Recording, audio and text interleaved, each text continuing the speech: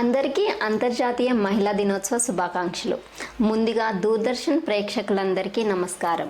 నేను doctor Soumya, GSL medical college రాజమహేంద్రవరంలో DM cardiology senior రెసిడెంట్గా పనిచేస్తున్నాను.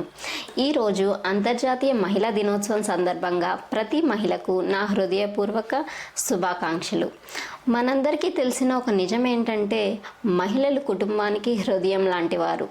అమ్మగా, భార్యగా, కూతురుగా, అక్కగా ప్రతి పాత్రలో వారు కుటుంబాన్ని ప్రేమతో, శ్రద్ధతో, త్యాగంతో ముందుకు తీసుకెళ్తారు.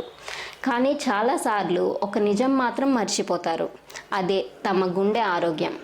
అందుకే ఈరోజు మహిళల్లో గుండె ఆరోగ్యం గురించి కొన్ని ముఖ్యమైన విషయాలు మీతో పంచుకోవాలని అనుకుంటున్నాను.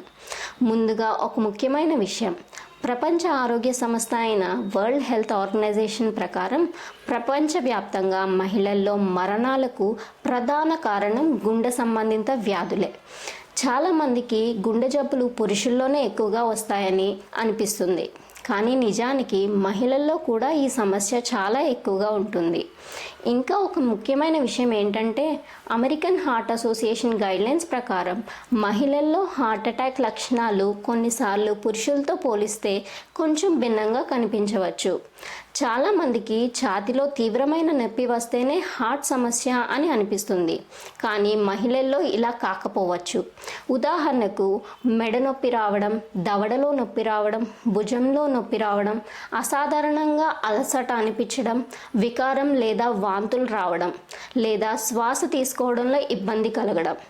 చాలామంది ఈ లక్షణాలను గ్యాస్ సమస్యగా లేదా సాధారణ అలసటగా భావించి నిర్లక్ష్యం చేస్తుంటారు. కానీ ఇలా నిర్లక్ష్యం చేయడం ప్రమాదకరం. అందుకే ఇలాంటి లక్షణాలు కనిపిస్తే ఆలస్యం చేయకుండా వెంటనే వైద్యుని సంప్రదించడం చాలా ముఖ్యం. ఇప్పుడు గుండె ఆరోగ్యాన్ని కాపాడుకోవడానికి మనం రోజువారీ జీవితంలో చేయాల్సిన కొన్ని చిన్న చిన్న సులభమైన మార్పుల గురించి మాట్లాడుకుందాం. మొదటిగా ఆహారం చాలా ముఖ్యమైనది. రోజు ఆహారంలో ఎక్కువగా పండ్లు మరియు కూరగాయలు ఉండాలి. రోజుకు కనీసం 4 నుంచి 5 సార్లు ఇవి తీసుకోవడం మంచిది. గోధుమలు, రాగులు, ఓట్స్, మిల్లెట్స్ వంటి హోల్ గ్రెయిన్స్ తీసుకోవడం గుండె ఆరోగ్యానికి చాలా ఉపయోగకరం. చేపలు, వాల్నట్స్ వంటి ఒమేగా 3 ఫ్యాటీ యాసిడ్స్ ఉన్న ఆహారం తీసుకోవడం కూడా గుండెకి మంచిది. ఇక తగ్గించాల్సినవి కూడా కొన్ని ఉన్నాయి. రోజుకి ఉప్పు 5 గ్రాముల కంటే ఎక్కువ తీసుకోకూడదు. డీప్ ఫ్రైడ్ ఫుడ్స్ మరియు ప్రాసెస్డ్ ఫుడ్స్ తగ్గించాలి. ట్రాన్స్ ఫ్యాట్స్ ఉన్న ఆహారం పూర్తిగా మానేయడం మంచిది. భారతీయ మహిళల్లో ఎక్కువగా కనిపించే సమస్యలు డయాబెటీస్, హైపర్టెన్షన్, పీసీఓఎస్ మరియు మెనోపాజ్ తర్వాత కొలెస్ట్రాల్ పెరగడం అనేది. అందుకే ఆరోగ్యకరమైన ఆహారం మరియు జీవనశైలి చాలా ముఖ్యం. ఇప్పుడు వ్యాయామం గురించి తెలుసుకుందాం. మన గుండె ఆరోగ్యంగా ఉండాలంటే ప్రతిరోజు కొంచెం శారీరక శ్రమ అవసరం. ఉదాహరణకు రోజుకు కనీసం 30 నిమిషాలు బ్రిస్క్ వాకింగ్ అంటే వేగంగా నడవడం చాలా మంచిది. ఇలా వారానికి కనీసం 5 రోజులు చేస్తే గుండె ఆరోగ్యం చాలా ఉపయోగకరం. లేదా వారానికి కనీసం 75 నిమిషాలు విగరస్ ఎక్సర్సైజ్ అంటే తీవ్రంగా శ్రమ పెట్టే వ్యాయామం లైక్ జాగింగ్, రన్నింగ్, స్విమ్మింగ్ లాంటివి చేయవచ్చు.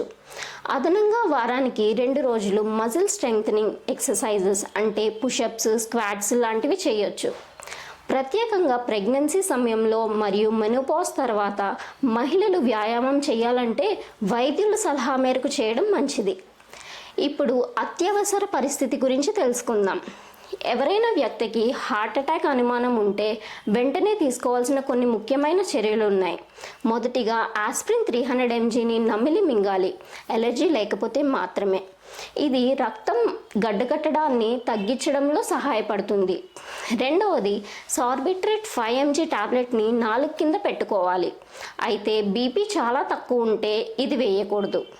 5 నిమిషాల తర్వాత కూడా నొప్పి ఉంటే ఈ టాబ్లెట్ని మళ్ళీ వేయవచ్చును. గరిష్టంగా 3 సార్లు వరకు ఈ టాబ్లెట్ వేయవచ్చు. మూడవది వెంటనే 108కి కాల్ చేసి సమీప ఆసుపత్రికి తీసుకువెళ్ళాలి. హార్ట్ అటాక్ సమయంలో ఆలస్యం చేయకూడదు. ఎందుకంటే వైద్యుల మాటలో ఒక ముఖ్యమైన వాక్యం ఉంది, టైమ్ ఈజ్ మజిల్.